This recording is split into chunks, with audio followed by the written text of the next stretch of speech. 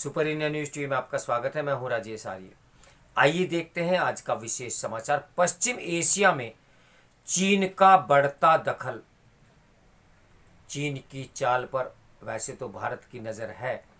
Iran और Saudi अरब में चीन की उपस्थिति भारतीय निवेश एवं सुरक्षा के लिए मुश्किलें पैदा कर सकती है। पश्चिम एशिया के दो बड़े तेल उत्पादक देश और एक दूसरे के प्रमुख प्रतिद्वंदी रहे ईरान और सऊदी अरब ने चीन की मध्यस्थता के कारण पुनः कूटनीतिक संबंधों को बहाल करने और दूतावासों को फिर से खोलने पर सहमति व्यक्त की है।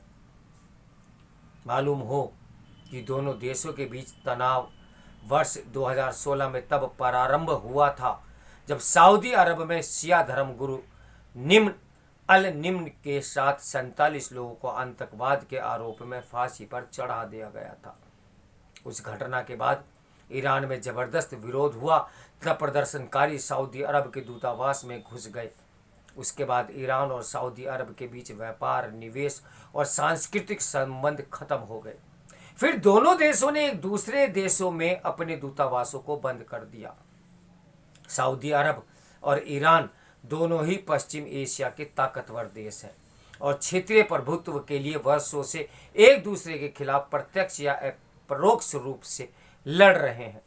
ऐतिहासिक रूप से सऊदी अरब स्वयं को मुस्लिम दुनिया का एकमात्र नेता मानता रहा है, लेकिन 1979 में ईरान में हुई इस्लामिक क्रांति ने उसके इस एकाधिकार को चुनौती दी। सऊदी अरब और ईरान इस्लाम के अलग अलग पंथ को मानते हैं। ईरान में ज़्यादातर शिया मुसलमान हैं, वहीं सऊदी अरब एक सुन्नी बहुल मुस्लिम देश है।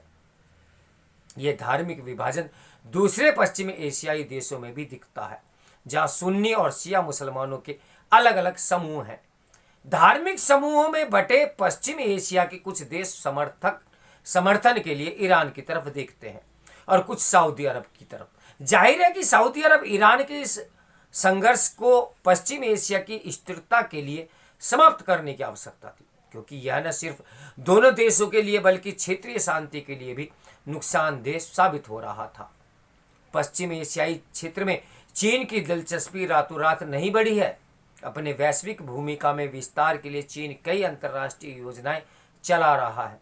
वन बेल्ट वन रोड परियोजना के माध्यम से चीन एशियाई और अफ्रीकी देशों में अपनी उपस्थिति दर्ज कराने के लिए प्रयासरत है। इसके तहत पाकिस्तान के ग्वादर बंदरगाह से ईरान के चाबहार बंदरगाह तक ढांचागत निर्माण को बढ़ावा भी दे रहा है। साथ ही नई सिल्क रोड के तहत चीन पाकिस्तान इकोनॉमिक कॉरिडोर की तर्ज पर तेहरान को जिनजियांग से जोड़ने जा रहा है। इससे चीन मध्य एशियाई देशों कजाकिस्तान, किर्गिस्तान, उज्बेकिस्तान और तुर्कमेनिस्तान में से होते हुए तुर्की के रास्ते यूरोप तक पहुंचने में सफल होगा।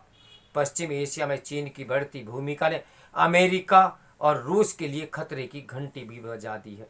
अमेरिका तथा यूरोपीय देशों के रूस यूक्रेन युद्ध में व्यस्त होने का लाभ उठाते हुए चीन पश्चिमी एशिया में ज़्यादा सक्रिय हुआ है।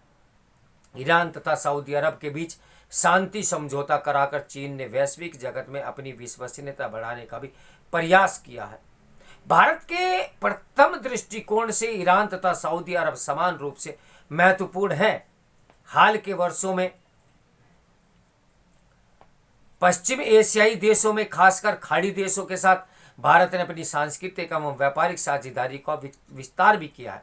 इससे संयुक्त अरब अमीरात यूएई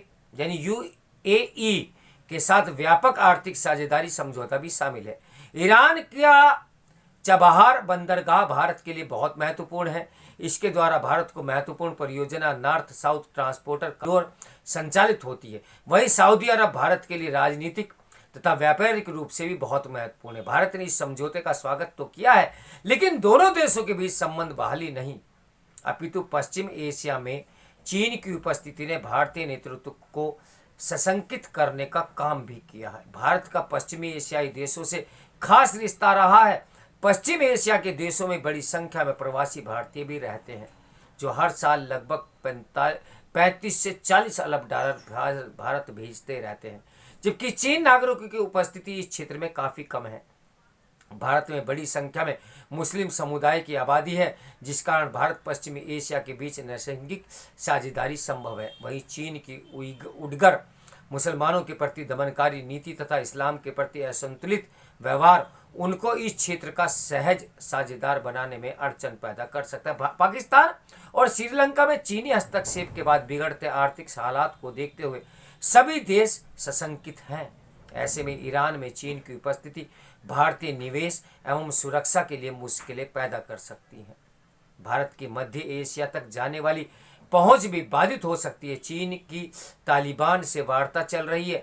ऐसे में अफगानिस्तान में तालिबान का लंबे समय तक सत्ता में रहने का आसार बने रहे हैं, जिससे भारतीय हित प्रभावित हो सकते हैं। चीन की इस क्षेत्र में उपस्थिति भारतीय कंपनियों को ईरान और अफगानिस्तान में निवेश और व्यापारिक संभावनाओं का भी हतोत्साहित कर सकती है।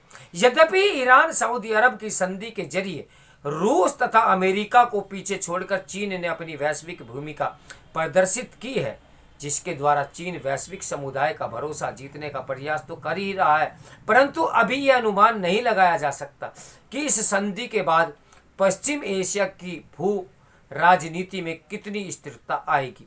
जो भी हो, पश्चिम एशिया में चीन की दखलंदाजी ने अंतर्राष्ट्रीय राजनीति में एक नया आयाम की शुरुआत तो कर दी है और हमें अपनी कूटनीति को लेकर सतर्क और तैयार रहना होगा।